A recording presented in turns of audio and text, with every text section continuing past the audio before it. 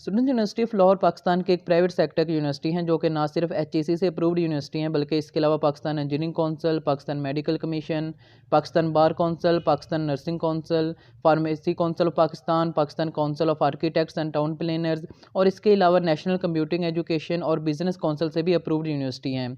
इसके अलावा university of Lahore QS और द वर्ल्ड यूनिवर्सिटी रैंकिंग के मुताबिक पाकिस्तान की तमाम प्राइवेट सेक्टर की यूनिवर्सिटीज़ में सेकंड नंबर पर रैंक करती हैं और पूरी दुनिया की यूनिवर्सिटीज़ में पाकिस्तान में 8वें नंबर पर रैंक करती हैं। यूनिवर्सिटी ऑफ लाहौर साल में 2 बार एडमिशन अनाउंस करती हैं, फॉल एडमिशंस और स्प्रिंग एडमिशंस। फॉल एडमिशंस का पहले से ही आगाज़ कर दिया गया था और अब जो है स्प्रिंग एडमिशन का भी आगाज़ कर दिया गया है और आज की इस वीडियो में इसकी कंप्लीट इन्फॉर्मेशन डिस्कस करेंगे।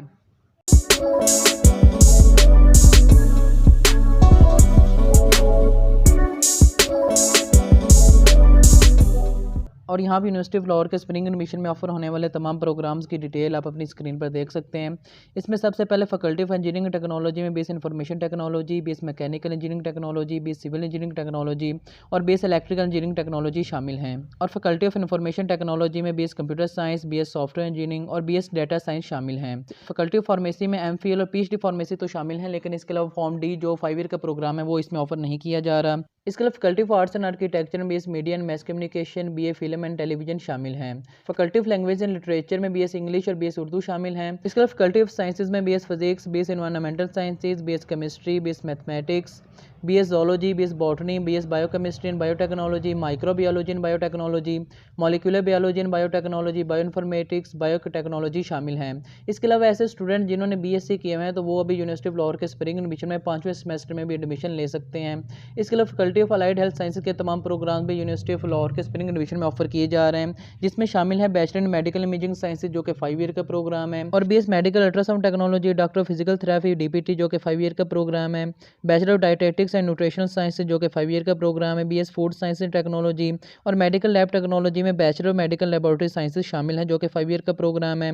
और इसके अलावा बैचलर ऑफ विजन साइंसेज जो कि 5 ईयर का प्रोग्राम है, BS नर्सिंग जो कि 4 ईयर का प्रोग्राम है और BS पब्लिक हेल्थ शामिल हैं। इसके अलावा हेल्थ प्रोफेशनल टेक्नोलॉजीज जैसे BS anaesthesia technology, BS surgical technology, emergency technology, intensive care technology, creative care technology, respiratory therapy, BS biomedical engineering technology और BS operation theatre technology, BS OTT शामिल हैं।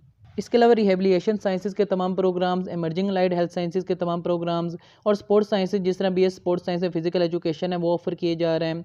Faculty of law में BL LLB जो कि 5 year का programme है और BS criminology को जो कि 4 ईयर का प्रोग्राम है ये ऑफर किया जा रहा है। इसके अलावा फैकल्टी ऑफ मैनेजमेंट साइंसेज में bachelor of business administration BBA जो कि 4 ईयर 2 ईयर का प्रोग्राम से दोनों ऑफर किए जा रहे हैं। इसके अलावा BS aviation management, BS taxation, Islamic banking and finance, finance and technology, accounting and finance और BCom शामिल है जो कि 4 ईयर का और ADP यानी कि 2 ईयर प्रोग्राम से ये दोनों ऑफर किए जा रहे हैं। इसके अलावा फैकल्टी ऑफ सोशल साइंसेज में BS Islamic studies, BS economics, B.Ed जो कि 4 ईयर का प्रोग्राम है और BS सोशल साइंस शामिल हैं। और ये वो तमाम प्रोग्राम्स हैं जो यूनिवर्सिटी ऑफ लाहौर के स्प्रिंग एडमिशन में ऑफर किए जा रहे हैं। और एट अ टाइम यानी कि जब आपने ऑनलाइन अप्लाई करना है तो आप एट अ टाइम 3 प्रोग्राम्स में अप्लाई कर सकते हैं।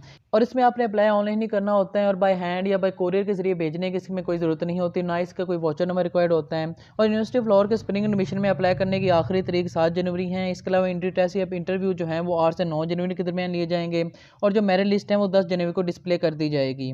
यूनिवर्सिटी ऑफ लाहौर से रब्ता करने के बाद ये पता चला है कि अभी तक मेरिट फार्मूला जो है वो डिसाइड नहीं हुआ, या तो एंट्री टेस्ट होगा या फिर इंटरव्यू लिया जाएगा। तो जो ही ये डिसाइड होगा तो वीडियो के डिस्क्रिप्शन में इसके भी यानी कि सारी डिटेल जो है वो मेंशन कर दी जाएगी। और यहाँ पर अब यूनिवर्सिटी ऑफ लाहौर के स्प्रिंग एडमिशन में ऑफर होने वाले तमाम अंडर ग्रेजुएट डिग्री प्रोग्राम्स का जो फीस स्ट्रक्चर है वो देख सकते हैं। इसमें bachelor of science in information technology और इलेक्ट्रिकल इंजीनियरिंग टेक्नोलॉजी की जो पहले सेमेस्टर की फ़ी है वो 70,200 और सिविल इंजीनियरिंग टेक्नोलॉजी की 75,300 और मैकेनिकल इंजीनियरिंग टेक्नोलॉजी की 70,200 रुपये हैं।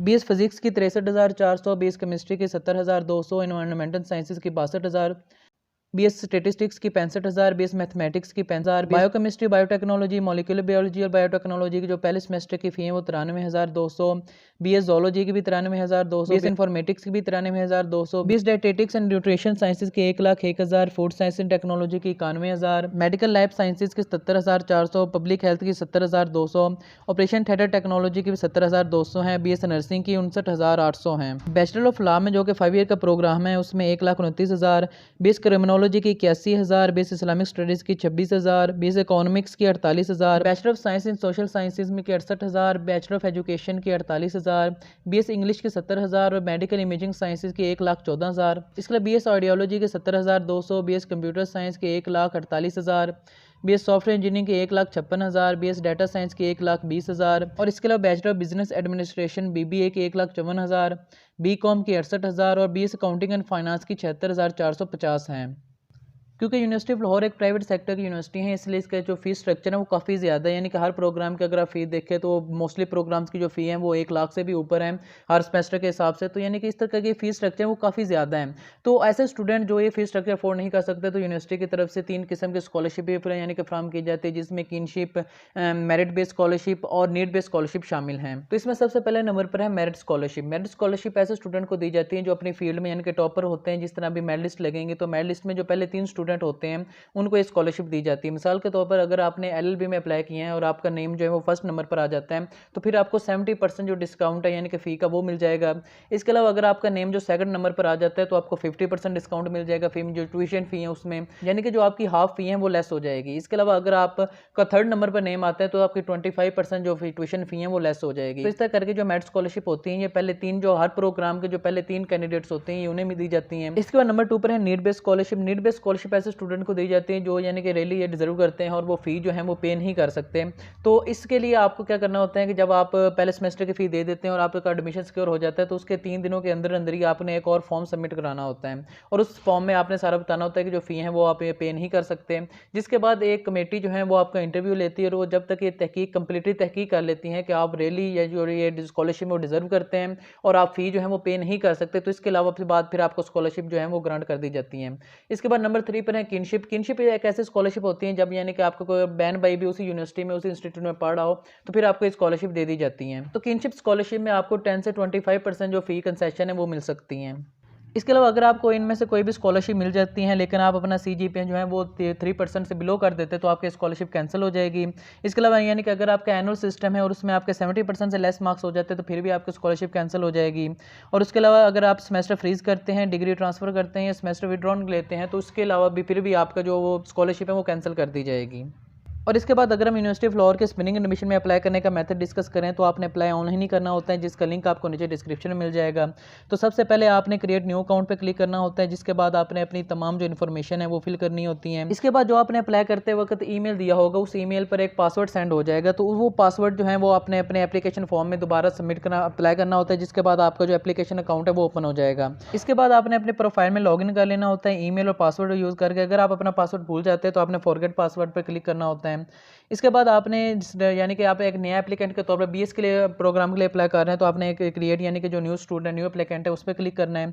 उसके बाद आपने अपनी तमाम इन्फॉर्मेशन जो है वो इसमें फुलफिल करनी होती है और इसके अलावा आपने ब्लू बैकग्राउंड के साथ जो JPG फाइल होती है यानी कि आपकी पिक्चर होती है वो आपने अपलोड करनी होती है, जिसका साइज़ जो है वो 1 MB से लेस होना चाहिए। इसके अलावा CNIC और फॉर्म B की जो पिक होती है वो भी आपने यहाँ पर अपलोड करनी होती है, जिसका साइज़ भी इसका भी साइज़ जो है वो 1 MB से लेस होना चाहिए। यानी कि तमाम डॉक्यूमेंट जो यहाँ पर आप अपलोड करेंगे उन तमाम का जो साइज़ है वो 1 MB से लेस होना चाहिए और ये तमाम यानी कि जो बॉक्सेस हैं वो आपने फुलफिल करने होते हैं। इसके अलावा ये जो बॉक्स होते हैं यानी कि जो वर्क एक्सपीरियंस होता है या फिर इसके अलावा एक्स्ट्रा करिकुलम एक्टिविटीज़ होती हैं, डिसेबिलिटीज़ होती हैं, ये अगर आप ना भी फिल करें तो फिर भी आपका जो फॉर्म है वो सबमिट हो जाएगा।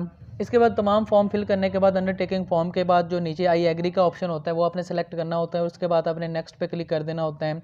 और इस तरह करके आपका जो तमाम यानी कि जो अकाउंट यानी कि जो आपका एप्लीकेशन फॉर्म है वो कंप्लीट हो जाएगा। आपने एक दफ़ा दोबारा से पढ़ लेना है और इसके बाद आपने सबमिट के बटन पर क्लिक कर देना होता है और इसके बाद आपने साइन आउट बटन पर क्लिक करना होता है और आपकी जो रोल नंबर स्लिप है वो प्रिंट कर लेनी होती है। रोल नंबर स्लिप पर आपका टेस्ट वेन्यू डेट जो वो सब मेंशन होगा और इसके बाद आपके ईमेल आईडी पर जो एप्लीकेशन सबमिशन का मेल है वो भी आ जाएगा। और इसके अलावा अगर आपको कोई भी फर्दर इन्फॉर्मेशन चाहिए तो आप हमारा व्हाट्सएप ग्रुप ज्वाइन कर सकते हैं, जिसका लिंक आपको नीचे डिस्क्रिप्शन में मिल जाएगा।